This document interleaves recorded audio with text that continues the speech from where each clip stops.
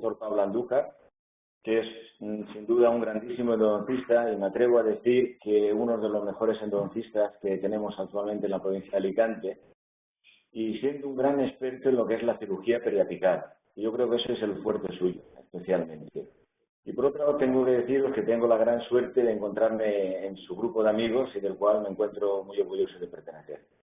Así que, Pablo, cuando quieras, deleítanos esta noche con tus accesos a la endodoncia. Un abrazo. Muchas gracias. Bueno, primero darte las gracias por esta presentación. La verdad que es un orgullo y siempre, bueno, me dedicas unas palabras de cariño siempre que me presentas y la verdad que para mí es muy importante. Bueno, hoy, esta noche, primero agradeceros a todos los que estáis ahí. Ya sé que hoy es un día complicado, vísperas de fiestas. Acabamos todos de trabajar y estamos deseando irnos a tomar una cerveza. Así que a todos los que estáis ahí viendo a ver qué os cuento, pues gracias por estar. Esta noche vamos a hablar de los accesos en endodoncia, ¿de acuerdo? Bueno, hablando de la calidad de acceso de la endodoncia, pues los principales objetivos que tenemos son, primero, que nos permita eliminar bien el contenido de la cámara pulpar. También debemos tener una cavidad que nos permita una visión directa sobre el piso de la cámara pulpar y además sobre la entrada de los conductos. Y nos debe permitir el acceso de los instrumentos que vayamos a emplear durante el tratamiento de conductos. Que nos permita acceso no significa que nos tengan que haber todos los instrumentos a la vez, o todos los accesorios, como es el caso de esta foto. Pero bueno, si nos caben y en algún momento necesitamos hacer una radiografía con todos los conos de gutapercha, pues sería lo correcto. Pero bueno, ya ahora iremos viendo que hay una tendencia cada vez a hacer una cavidad cada vez más reducida, más conservadora, ¿vale? Y ahora veremos si tiene límites y demás. Bueno, se trata del primer paso que realizamos en el tratamiento de conductos. Y este puede llegar a condicionar el resto de pasos de nuestro tratamiento. El diseño, naturalmente, pues puede variar de un diente a otro, y esto puede ser por el tipo de diente, por el tipo de lesión, porque tenga o no reconstrucciones previas y también muchas veces por la característica del paciente. Bueno, yo soy un apasionado del aislamiento. Yo la verdad que aíslo siempre. Pero bueno, es un tema que yo creo que hay que tratar. ¿Hay que aislar siempre que hacemos una cavidad de acceso para una endodoncia? Bueno, pues yo le encuentro una serie de ventajas al tema de aislar, pero naturalmente entiendo que al principio, pues esa pérdida de orientación espacial que tenemos en cuanto ponemos el dique de goma y el clamp, pues naturalmente supone una limitación y puede llegar incluso a ser contraproducente porque podemos llegar a hacer incluso una perforación si no sabemos bien dónde estamos. Pero bueno, para mí el dique de goma nos aísla muy bien el campo, nos ayuda a separar los tejidos, para mí es comodísimo ya que nos separa la lengua, el labio, nos abre la boca. Una visibilidad espectacular, ya que está todo el campo seco, está todo el campo, la luz entra muchísimo mejor. Supone un confort para el paciente muy grande, ya que toda la refrigeración que empleamos no lo van a notar en la boca, no tenemos que estar con el aspirador, que es muy incómodo. Y bueno, la desventaja, lo que decía al empezar, pues la pérdida de referencias anatómicas. Pero bueno, yo me gusta quedarme siempre con que lo más importante es la visibilidad, la gran visibilidad que tenemos al emplear el dique de goma. Que sin él es imposible, ya que se nos empaña el espejo, no conseguimos evacuar bien el agua que estamos empleando con la refrigeración, de modo que yo siempre aíslo. Bueno, esto es como suelo aislar yo. Empleamos naturalmente pues, el dique de goma. Yo los clamps, ahora veréis durante toda la presentación, son de color mate. Eso es porque están arenados, están chorreados por una chorreadora para evitar posibles reflejos de la luz LED del microscopio, que es bastante potente y si no fatiga mucho la vista. Además yo uso mucho el Opal Dam, que es esta tirita verde, que otras veces también pues lo pongo de color azul, bueno, esto para gustos colores, como bien se dice. Y para que veáis que no hay excusas, para los alérgicos al látex también tenemos diques de goma sin látex, con los cuales pues también podemos trabajar sin ningún problema. Y fijaos, esto es un diente amputado, por ejemplo, que la encía casi recubría la totalidad del diente, además con el clamp, en este caso es un clamp 212, con este clamp conseguimos una retracción de los tejidos blandos que nos permite trabajar en un campo totalmente seco y aislado. Bueno, pues también otro punto muy importante a la hora de realizar una cavidad de acceso, pues es el instrumental que empleamos, ¿de acuerdo? Quiero empezar con esta fresa de bola, es prácticamente la que más uso, podemos decir que es mi fresa por preferencia absoluta. Se trata de una fresa de bola de diamante, que es un poquito más larga de lo normal. Como podéis ver, tiene 13 milímetros de longitud y con ella lo que me permite, como veréis luego más adelante, en algún vídeo que he puesto, es un mayor control de la angulación que le estoy dando, así como una mayor visibilidad de dónde estoy aplicando la fuerza de la bola de diamante. Yo empleo el de grano verde porque me he acostumbrado a ese tacto, ¿eh? Luego también tenemos esta otra fresa, que esta es la más común, diría yo, la más empleada. Esta es con la que yo recomendaría siempre empezar a alguien que esté iniciándose en la endodoncia, ya que mide 7,5 milímetros desde la turbina hasta la puntita de la bola.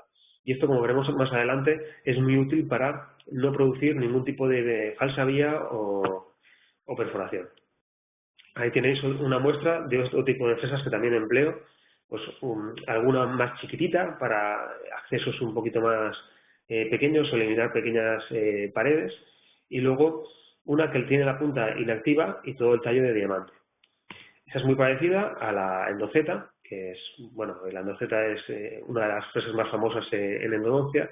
Yo personalmente la uso poco, pero sería otra de las fresas que recomendaría a alguien que está empezando en el mundo de la endodoncia. Se trata de una fresa que la punta es inactiva, la punta es redonda y el resto del tallo es activo, con lo cual su acción es lateral.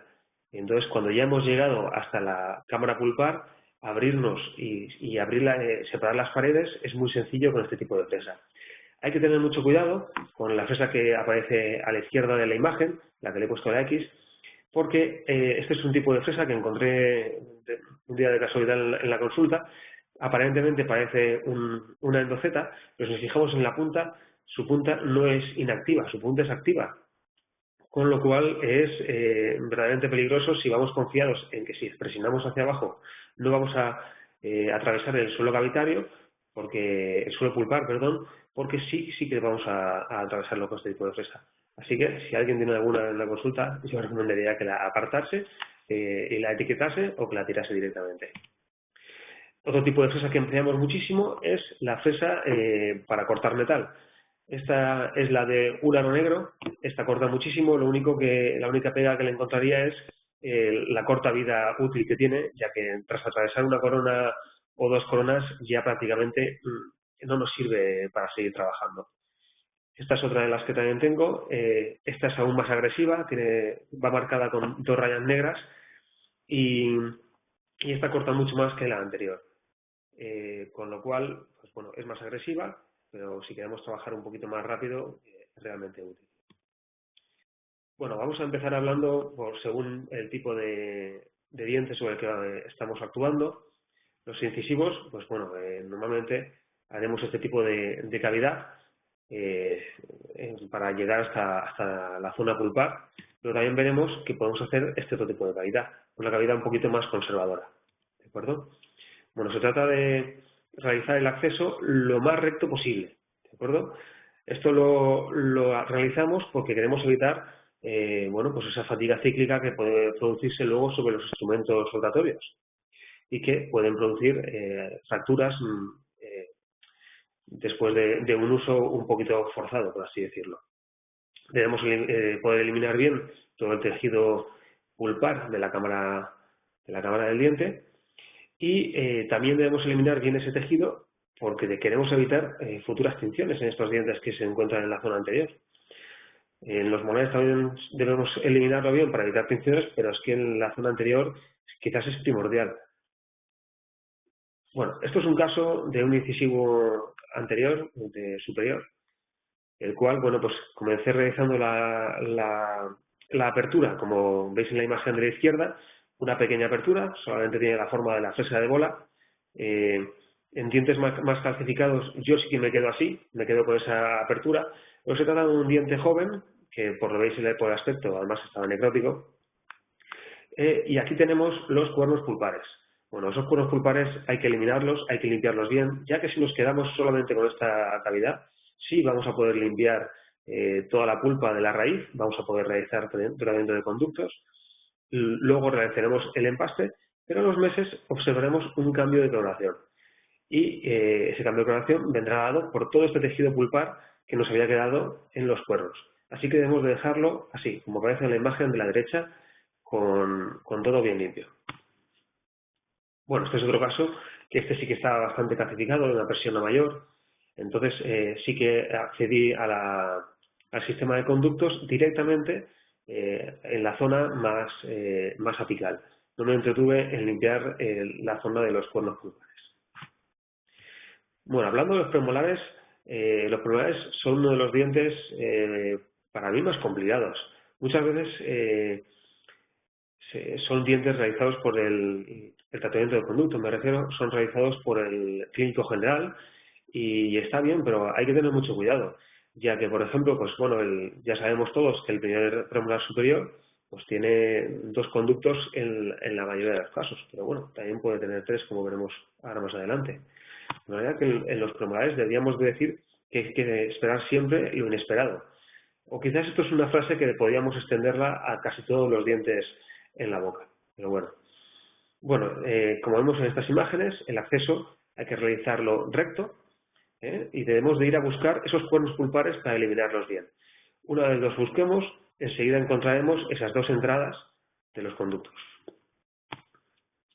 Bueno, aquí os pongo un caso. Este es un caso en el cual realicé un tratamiento de conductos en un premolar superior a través de una corona de metal porcelana.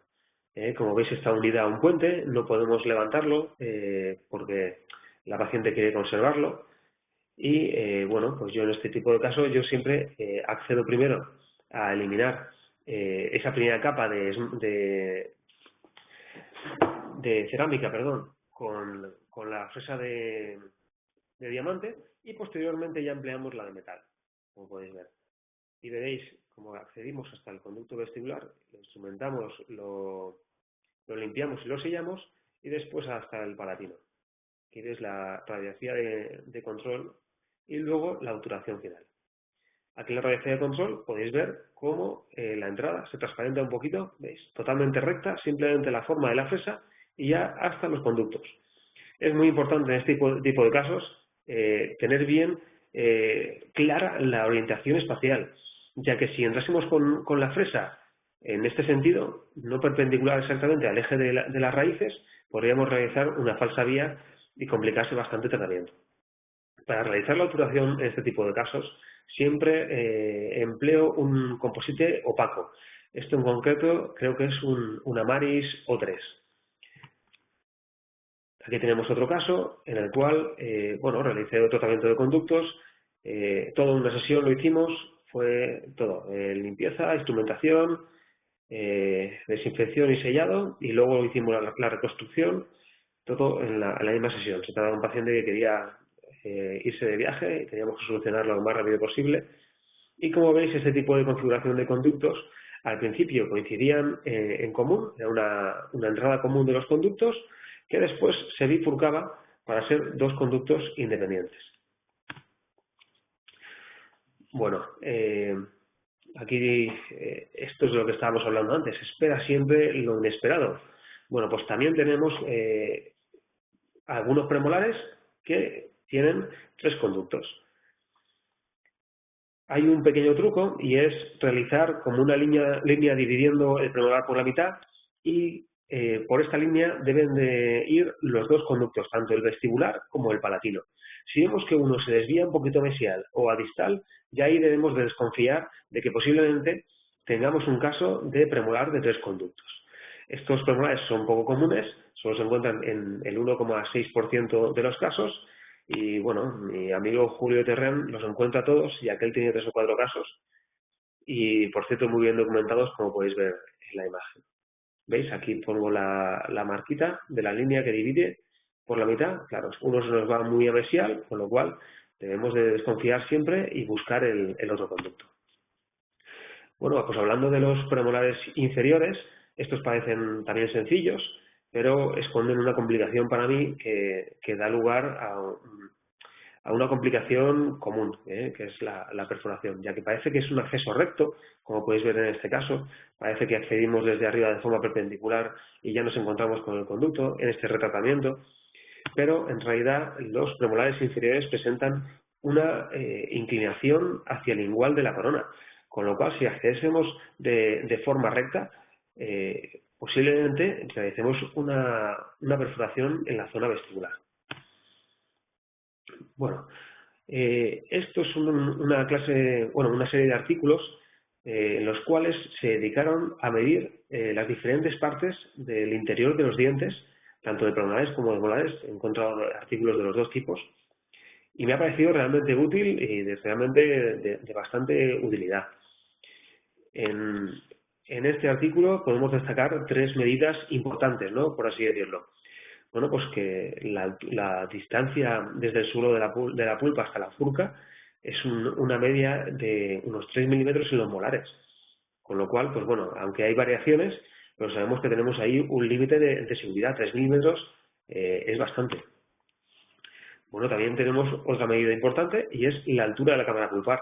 Aquí hay mucha variación porque hay casos en los que puede estar muy calcificado y casos en los que un diente más joven pues no está nada calcificado, entonces tenemos una cámara pulpar mucho más amplia.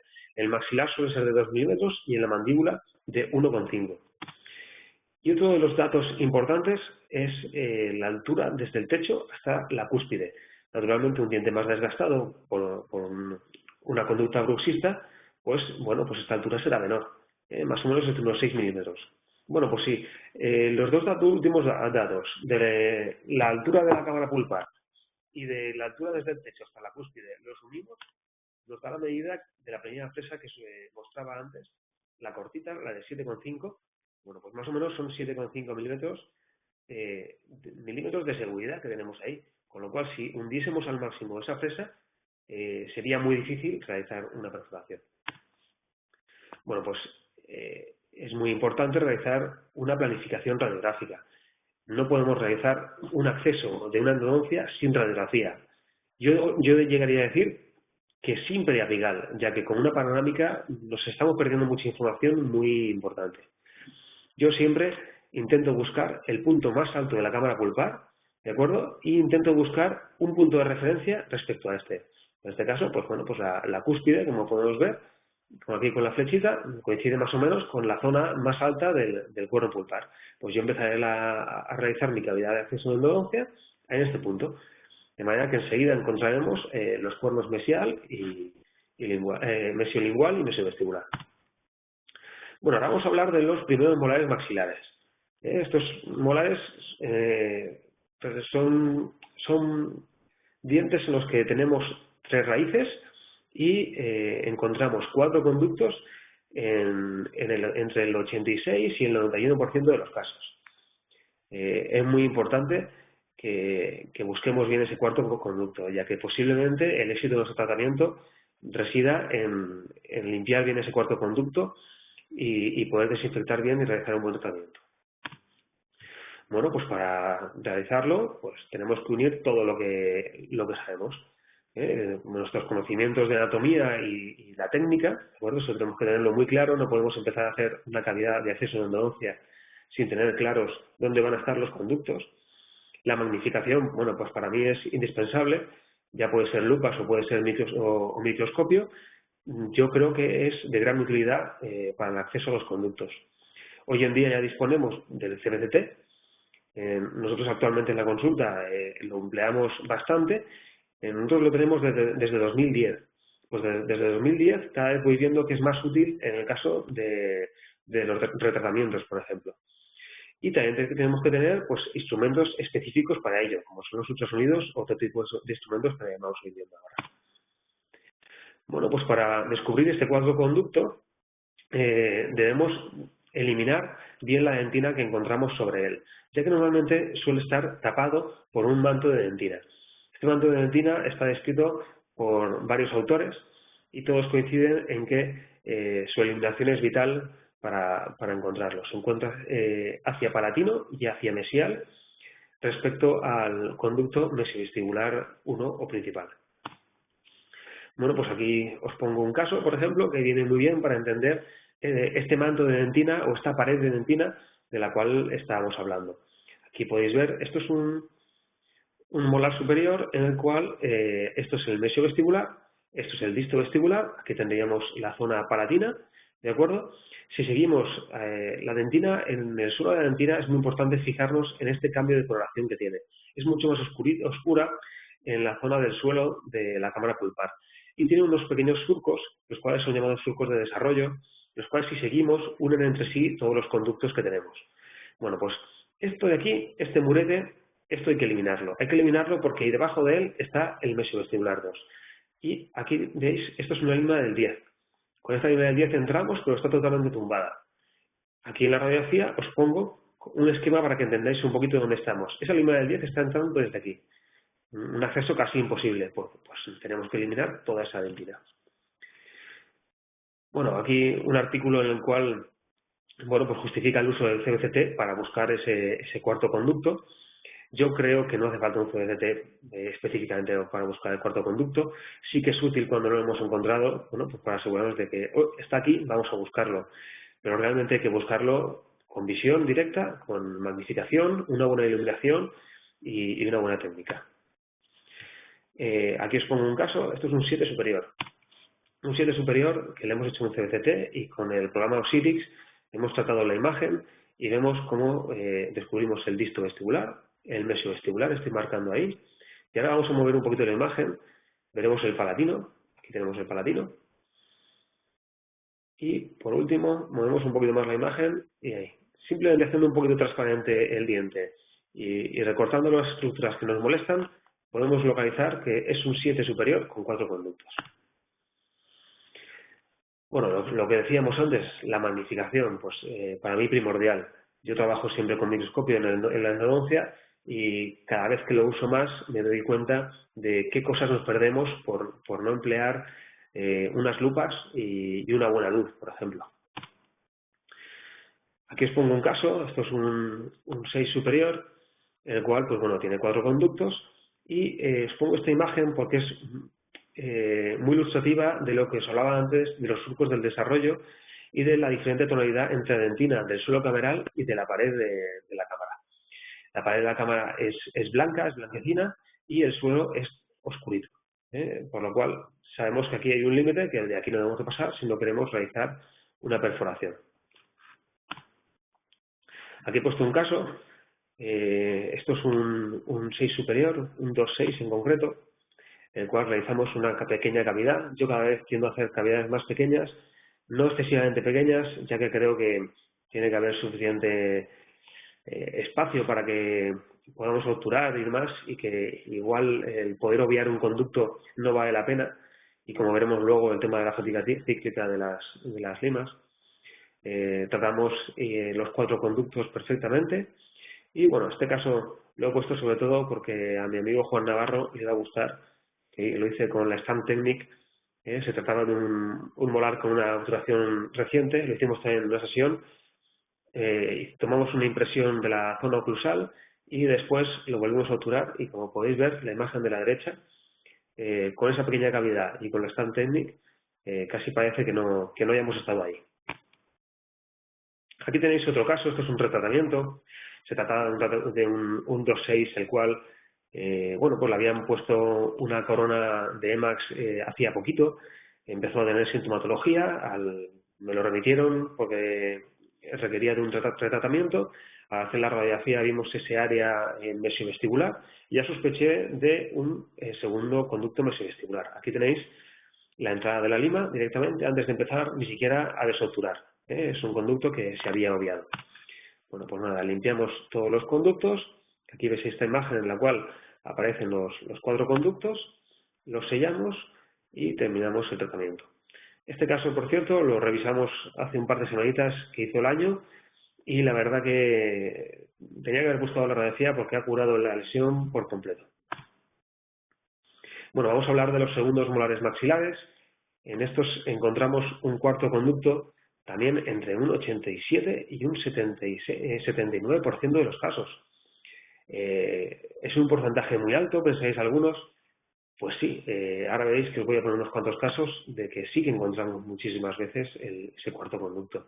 Para mí prácticamente tratar un 7 es igual que tratar un 6. Actúo de la misma forma. Buscamos ese cuarto conducto en esa línea que une el mesiovestibular con el palatino. A veces nos lo encontramos un poquito más amesial, como es este caso, y a veces nos lo encontramos un poquito más distal, como es este otro caso, que incluso llega a unirse con el distovestibular a través de un surco del desarrollo. Otro caso de otro 7 superior, también en 4 conductos. En este caso se encuentra en línea con los otros conductos. Como podéis ver, es un retratamiento, con lo cual el haber obviado este conducto había dado sintomatología. Y bueno, os voy enseñando pues técnicas de cómo eliminar ese manto de dentina del que hablábamos antes. Una de ellas es pues, con los ultrasonidos. Como podéis ver, trabajamos sin irrigación para poder tener una visión directa siempre en todo momento mientras trabajamos, ver dónde estamos aplicando realmente la fuerza y qué dentina estamos eliminando para no realizar una falsa vía. Y es importante ir parando poco a poco e ir refrigerando bien toda la zona que estamos trabajando. Bueno, pues mira, un artículo el cual nos dice que un 13% de los cuartos conductos, de los MB2, no son localizados por no haber eliminado bien esa dentina. Aquí tenemos una imagen muy ilustrativa en la cual, pues bueno, si no eliminamos esta dentina, no conseguiremos acceder hasta este conducto. Pues bueno, aquí todos serán bacterias que proliferarán y harán que nuestro tratamiento falle. Otro caso de un 7 superior, bueno, pues que después de haber limpiado los 3 conductos principales, vemos esa pequeña muesca. Pues nada, la trabajamos, la limpiamos y ¿qué nos encontramos? Pues el cuarto conducto. Este es otro caso más de otro 7 superior, el cual, pues bueno, después de haber hecho la cavidad de acceso, podemos ver, bueno, lo que nos fijábamos antes, ¿no?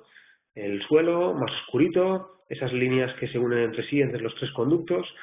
Bueno, pues este muro de dentina hay que eliminarlo porque debajo de él puede encontrarse siempre ese cuarto conducto. Otra forma de eliminar ese muro de dentina pues es con una fresa. Hablábamos antes de que yo uso una fresa de 13 milímetros. Bueno, pues aquí veis el porqué. Con una fresa de 7 o 8 milímetros no podría estar viendo porque me taparía la cabeza de la turbina lo que estamos realizando. Esta imagen que veis está captada con el microscopio y con un espejo, o sea que trabajamos con visión indirecta. Pero tenemos que tener total control para no realizar una falsa vía hacia mesial. Otra forma de descubrir ese cuarto conducto, bueno, pues con una lima directamente. Yo esto lo hacía antes bastante, ahora ya no lo hago. Se hacía con una lima Proteper universal. Esto es un truco que me enseñó Carlos Vidal Tudela y la verdad que cuando estuve empezando con el tema de magnificación lo usé bastante y me fue de gran utilidad, ya que simplemente con un poquito de presión encontrábamos ahí un poquito de entrada y ya luego nos permitía medir con la lima del día.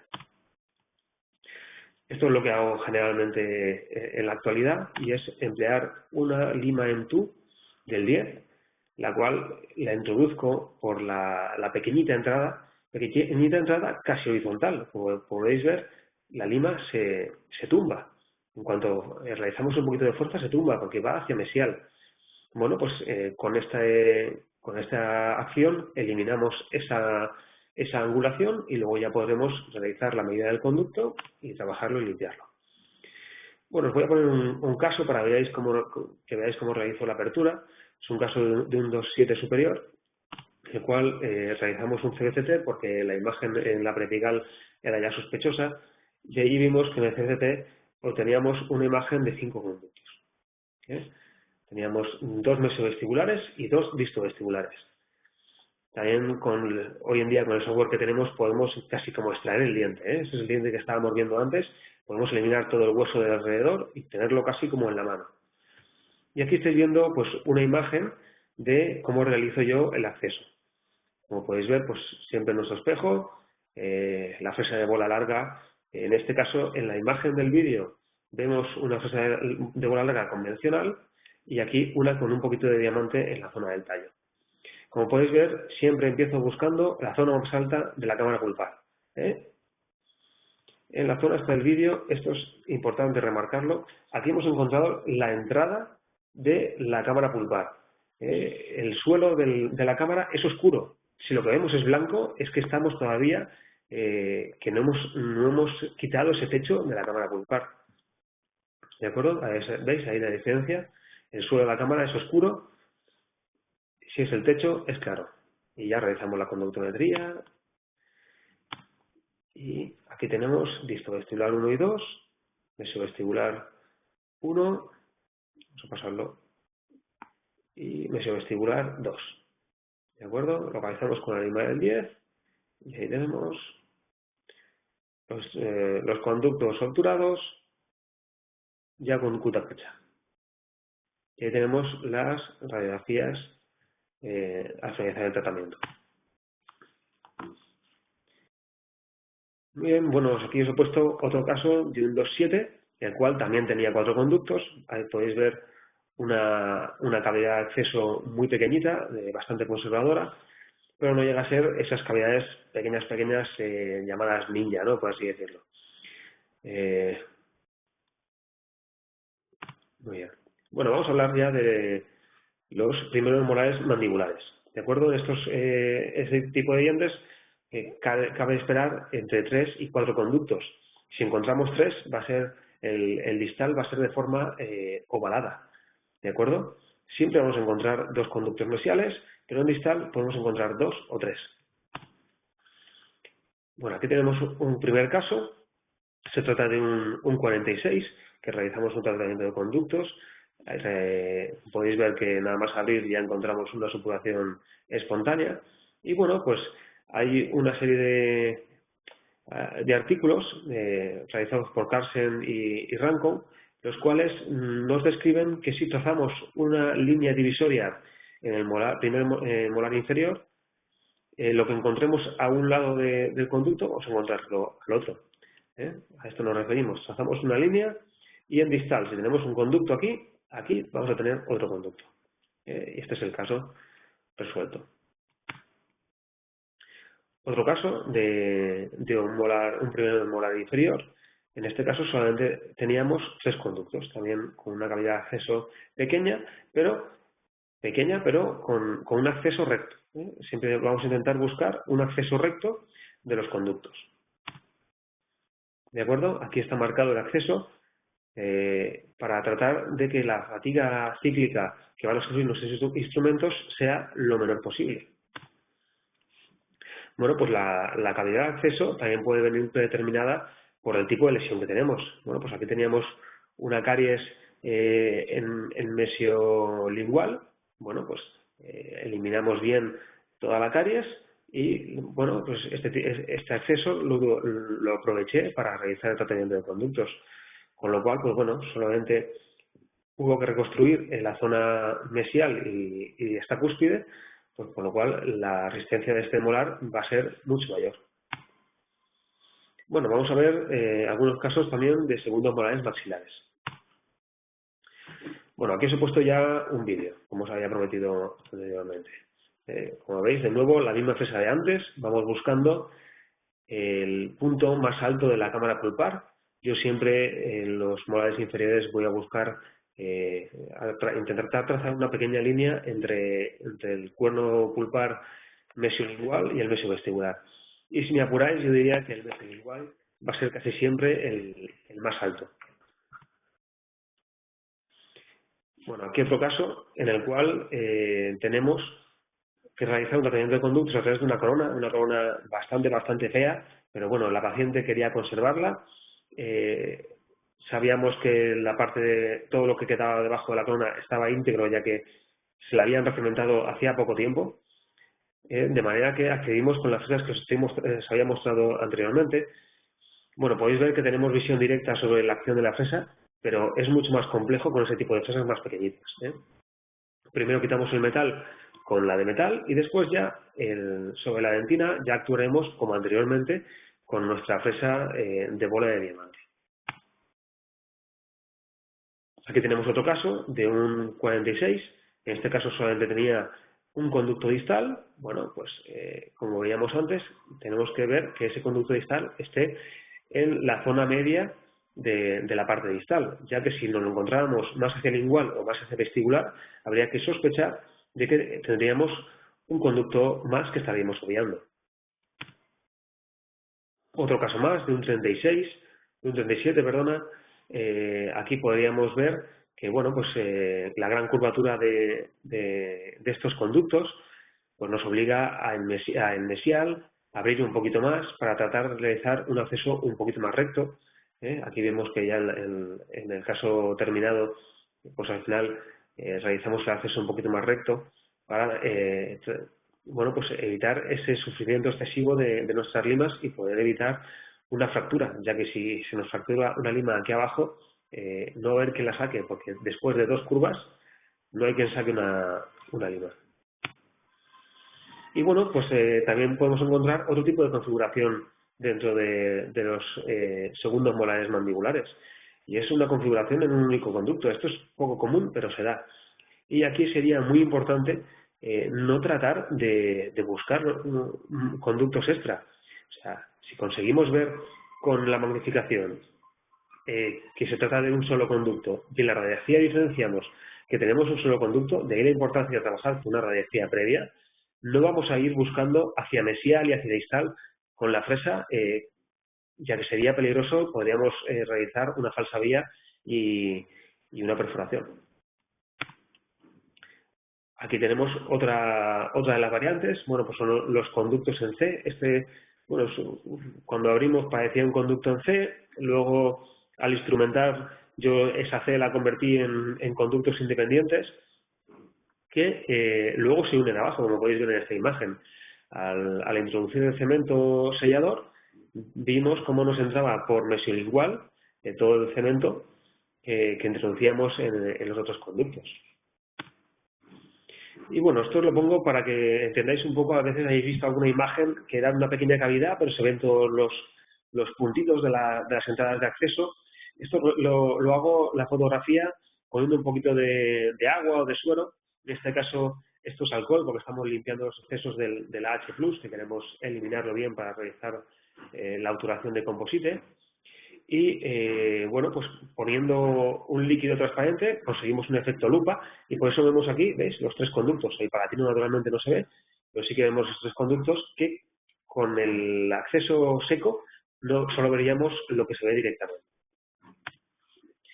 Bueno, pues encontré este artículo, la verdad que me pareció muy interesante y nos viene muy bien para explicar lo que hablábamos antes del sufrimiento de las limas y la fatiga cíclica que sufren, ya que es muy ilustrativo. Bueno, pues aquí arriba vemos la imagen de un acceso mínimamente invasivo o ninja, que está de moda nombrarlo también, y aquí un acceso también conservador, pero pequeñito, no tan pequeño como este, pero también pequeñito. Posiblemente el acceso convencional que se suele realizar aún sea más grande que este, ¿de acuerdo? Pues ellos en este artículo compararon estos 2 tipos de cavidad.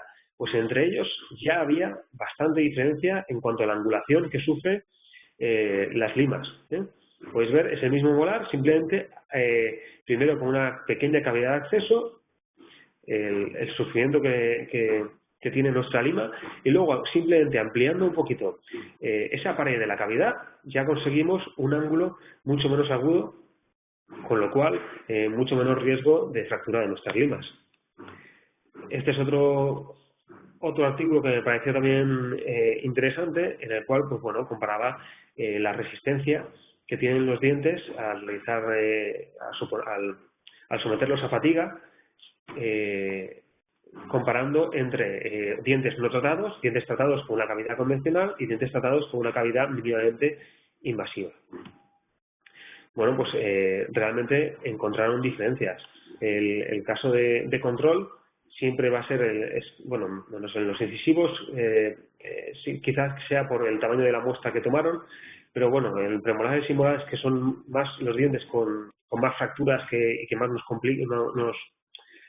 nos preocupa a la hora de conservar mucha estructura dental, vemos que el control es el rojo, es los dientes sin tratar, son naturalmente lo más resistentes.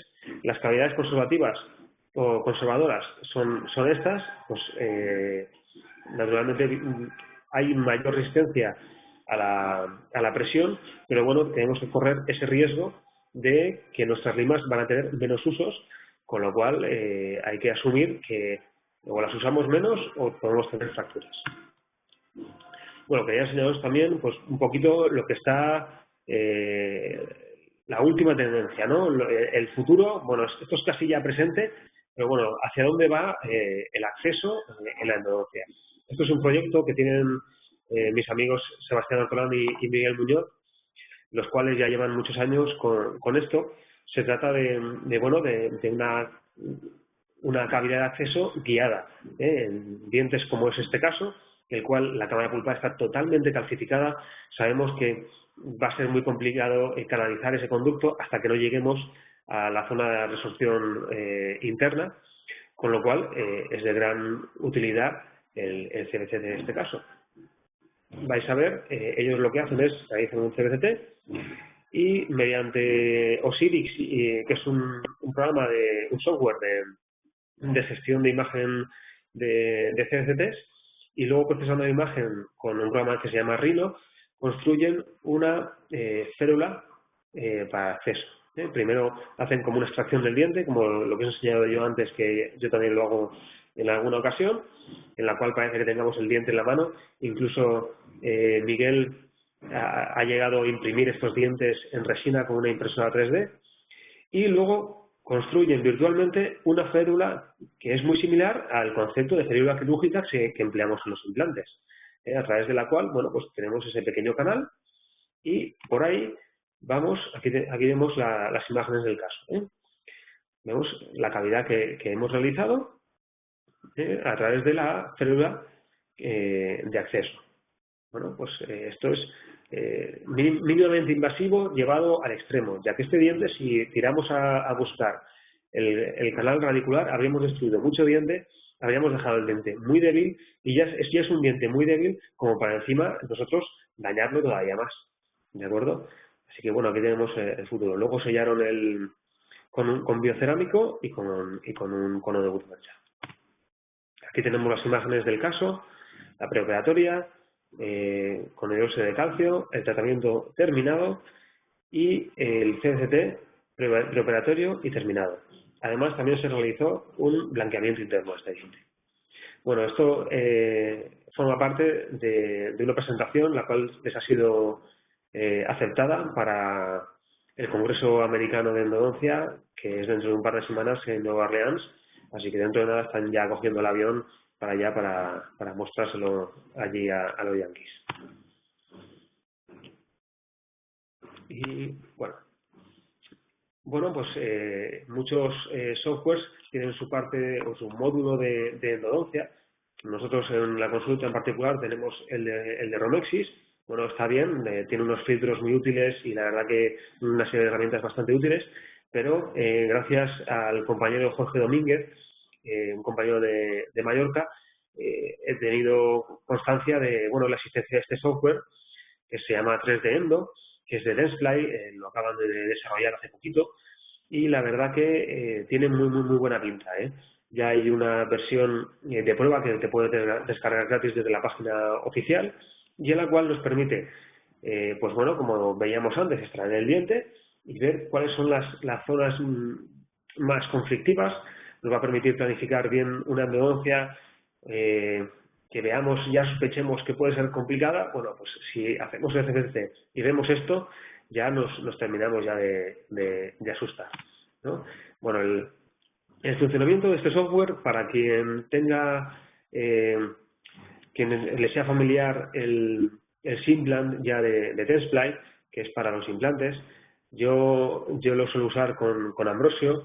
La verdad que en cuanto a planificación de cirugía guiada funciona realmente bien. Pues este me ha parecido realmente muy similar. Lo han desarrollado de una forma muy parecida. Cortan primero del CBCT el volumen que nos interesa, lo extraen y van marcando de una forma muy similar a la que marcábamos en el CBCT el dentario, por ejemplo. Cuando queremos marcar el dentario vamos marcando los puntos por los que pasa y después nos traza como este pequeño canal o conducto que nos permite luego desplazarnos por él y ir viendo todos esos recovecos por los que vamos entrando. Y bueno, aquí tenemos la ventaja del Simplant. Podemos poner el implante que queramos gracias a la biblioteca de implantes, y aquí tenemos biblioteca de limas. Podemos ir viendo cómo entrarían las limas según la cavidad de acceso que realizamos. Bueno, pues yo le veo realmente muy buena pinta. No para todos los casos, naturalmente, pero sí para casos un poquito más complejos, para retratamientos, para curvaturas grandes. Cuando vemos en casos de 4 o 5 conductos, que ya vemos que el caso va a ser entretenido, pues bueno, a veces conviene entretenerse un rato delante de un CRCT y tener todas las cosas bien planificadas, a luego tener sospechas. Aquí veis la biblioteca de limas que podemos ver para poder calcular el taper al que podemos llegar y el calibre aplicado al que podemos llegar en nuestro caso.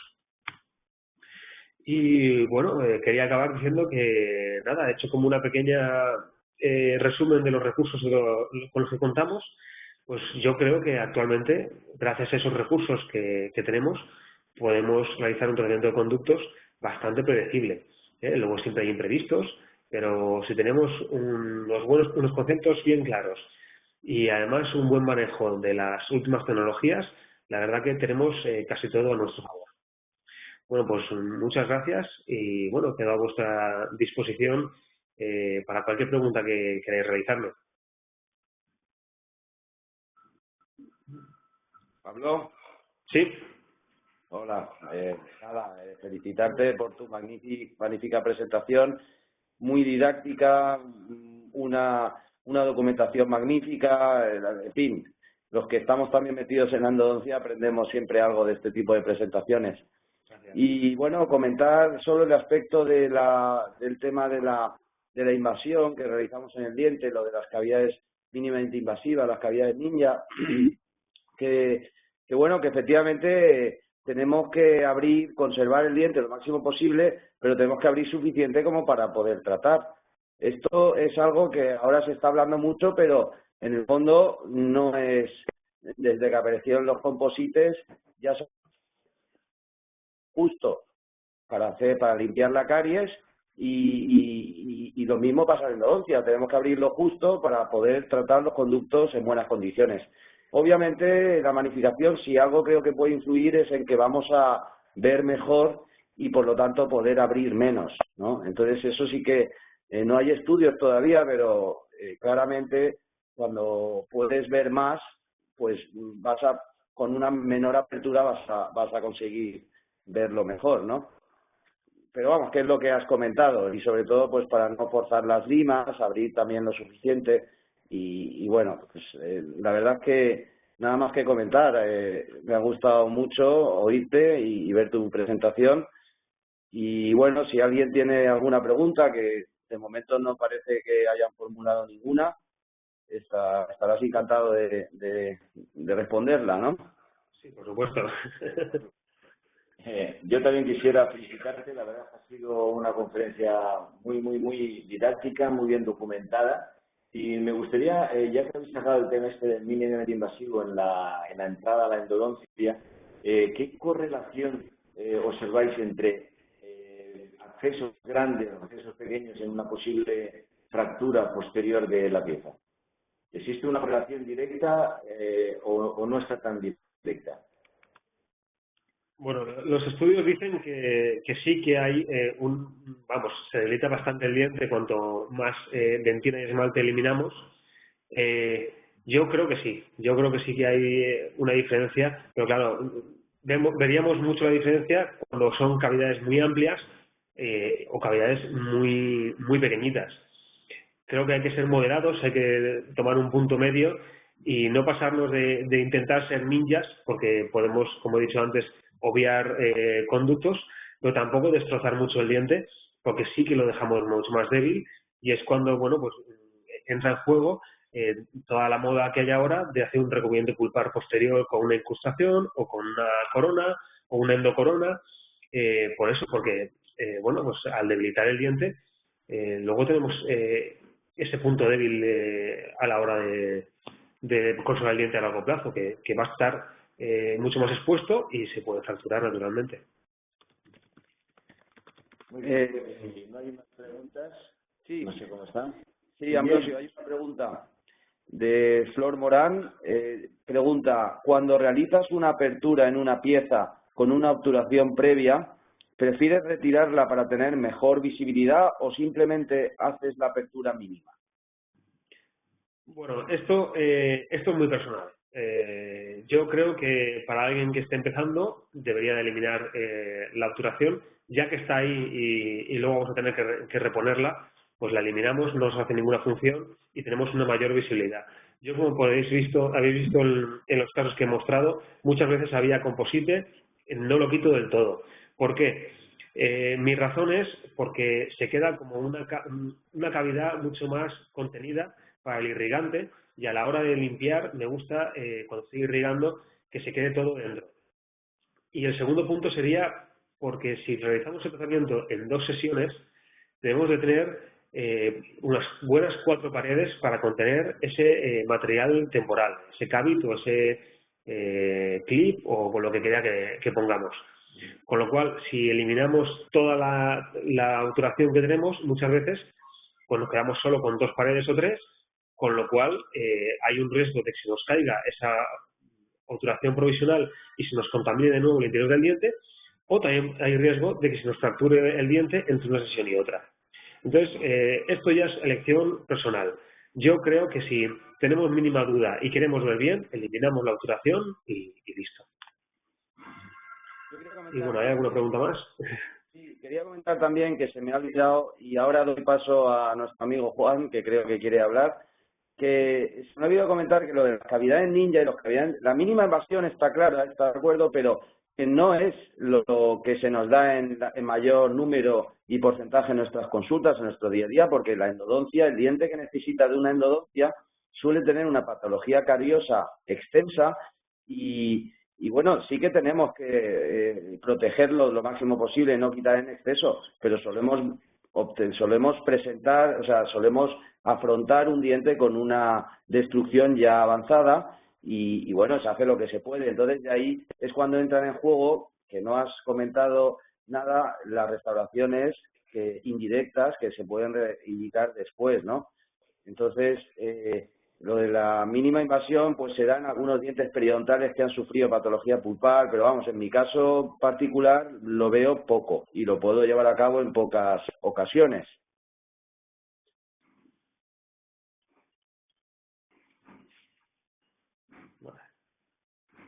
Vale, pues Juan, ¿querías decir algo? Sí, ¿se me escucha, Guillem? Perfecto. Sí, se escucha bien, sí. Oye, nada, no, en primer lugar, felicitar a Pablo porque la presentación ha sido magnífica, ha tocado todos los puntos claves que creo que se tienen que tener muy claros a la hora de tomar la turbina y no ir como Pedro por su casa. Y nada, él y yo, como nos formamos juntos, pues compartimos muchos puntos, ¿no? Y muchos criterios a la hora de afrontar los casos. Y la verdad es que, nada, brillante. Coincido con vosotros cuando decís que las cavidades ninjas o estrictamente muy conservadoras solo se puede hacer en dientes, como tú bien dices, Guillem, o que tienen una afectación pulpar iniciada, digamos, por un problema periodontal o casos de pulpitis, ¿no? De pulpitis que el diente está intacto y que por un trauma oclusal o alguna alteración de este tipo desarrollan un problema pulpar. La única cosa con la que puedo discrepar a lo mejor de Pablo, pero bueno, como todos sabemos, cada maestrillo tiene su librillo, es con el uso de la fresa, el uso de turbina a nivel de cámara pulpar. Yo ahí sí que suelo utilizar la endoceta, pero una que es muy, muy, muy fina, muy estrecha, a lo mejor tiene un diámetro de 1 milímetro. Sobre todo para gente que a lo mejor tiene menos maña a la hora de hacer las aperturas, evitar así el riesgo de perforar a ese nivel. Pero bueno, la verdad es que el resto creo que pensamos igual, él lo hace mejor, pero nada, la verdad es que felicitarlo por la presentación, la ejecución de los casos que ha mostrado y nada, brillante, ha sido brillante. Muchas gracias, Juan. Y esto es lo que sale en algunos vídeos de no realizar solo en casa, ¿no? Hay algunas cosas, como lo que ha dicho Juan, y también añadiría lo de hacer la apertura con la 1004 Gensu, que a todos nos gusta, pero es peligroso y es una lima que hay que tratar, hay que saber tratarla, ¿no? Y nada, si no hay nadie que tenga alguna pregunta. Bueno, yo sí que quería recordaros que la próxima webinar la dará el doctor Lino Esteve y Alberto Salgado el próximo día 25 de abril y que nos van a hablar de los implantes post-extracción y sus criterios de decisión. Correcto. Sí, un webinar sin duda para no perderse. Para no perdernos, porque todo lo que sea toma de decisiones es donde tenemos aquí de la cuestión, ¿eh? Bueno, pues un abrazo a todos y muy buenas noches. Un abrazo. Gracias, Pablo. Buenas noches.